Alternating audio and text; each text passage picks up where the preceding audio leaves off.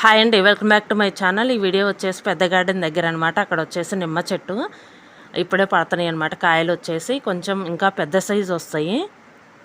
కాయలు అయితే ఉన్నాయి కానీ పెద్ద సైజు రావాలి, ఇంకా అసలు ఇంకా ఊరలేదన్నమాట. ఇక్కడ వచ్చేసి వంగ చెట్టు చూడండి, కోతులు ఎలా పాడు చేసినాయో. వంకాయలు వచ్చేసి చెట్టుకు అసలు ఏమీ ఉంచట్లేదండి. కాకపోతే ఇంకా చిన్న పిందెలు ఉన్నాయి అన్నమాట. ఇదిగోండి చిన్న పిందెలు, 3-4 ఉన్నాయి. కోసేస్తాను ఇవి, ఎందుకు ఇంకా కోతులు కూడా ఉంచట్లేదు కదా, ఏమన్నా కర్రీలో వేస్తాను.